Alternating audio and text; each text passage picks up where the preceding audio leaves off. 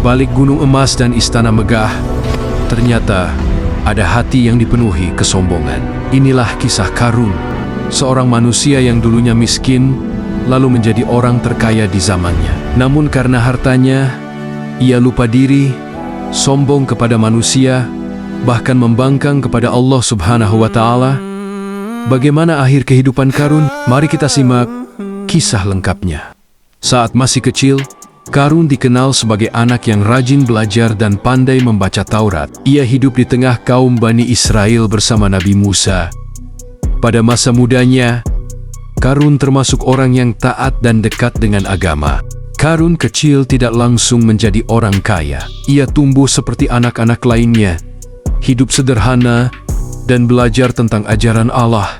Karena kecerdasannya, banyak orang kagum kepadanya. Bahkan ia dikenal memiliki suara yang indah saat membaca kitab Taurat. Namun seiring bertambah dewasa, Allah memberinya kekayaan yang sangat besar. Dari situlah hati Qarun mulai berubah. Sedikit demi sedikit ia menjadi cinta dunia, lupa bersyukur, dan akhirnya sombong kepada manusia maupun kepada Allah. Kisah masa kecil Qarun mengajarkan bahwa seseorang bisa berubah ketika diuji dengan harta dan kekuasaan. Karena itu, ilmu, kekayaan, dan kedudukan harus selalu disertai iman serta kerendahan hati. Kaum Bani Israel pernah menasihatinya, "Janganlah engkau terlalu bangga dengan hartamu. Bersyukurlah kepada Allah dan gunakan hartamu untuk kebaikan." Namun Qarun menjawab dengan angkuh, "Aku mendapatkan semua ini karena ilmuku sendiri." Sejak saat itu, Qarun semakin sombong. Ia gemar memamerkan kekayaannya di depan orang banyak. Ketika ia keluar dengan pakaian indah dan pengawal yang banyak, sebagian orang berkata, "Seandainya kita memiliki harta seperti Qarun." Tetapi orang-orang beriman berkata, "Celakalah kalian, pahala Allah jauh lebih baik daripada kekayaan dunia." Kesombongan Qarun semakin menjadi-jadi, bahkan ia berani menentang Nabi Musa alaihissalam. Akhir kehidupan Qarun menjadi salah satu kisah paling mengerikan dalam sejarah kaum Bani Israel.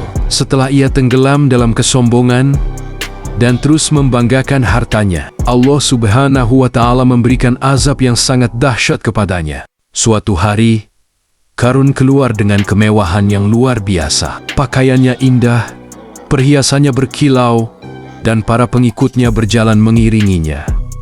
Banyak orang kagum melihat kekayaannya. Namun di balik semua itu, Qarun telah melupakan Allah dan menolak nasihat Nabi Musa.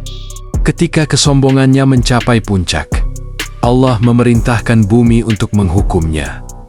Tiba-tiba tanah mulai berguncang. Bumi terbelah dan perlahan menelan Qarun, rumahnya, serta seluruh harta bendanya. Qarun berteriak meminta tolong, tetapi tidak ada seorang pun yang mampu menyelamatkannya. Semua emas, perak, dan kekayaan yang selama ini ia banggakan tidak bisa menolongnya sedikit pun.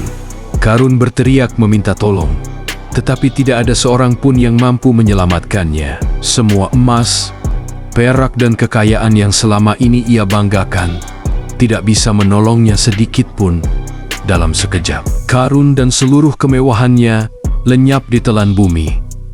Orang-orang yang sebelumnya iri kepadanya menjadi takut dan sadar bahwa kekayaan bukan jaminan keselamatan. Mereka berkata bahwa Allah lah yang menentukan rezeki dan kemuliaan seseorang. Dari kisah Qarun, kita bisa ambil hikmahnya dan mengambil pelajaran. Jangan sombong dengan kekayaan, jabatan, atau kepintaran. Semua rezeki berasal dari Allah Subhanahu wa Ta'ala, bukan semata karena usaha manusia. Harta hanyalah titipan yang bisa diambil kapan saja oleh Allah. Orang yang terlalu cinta dunia bisa lupa kepada akhirat.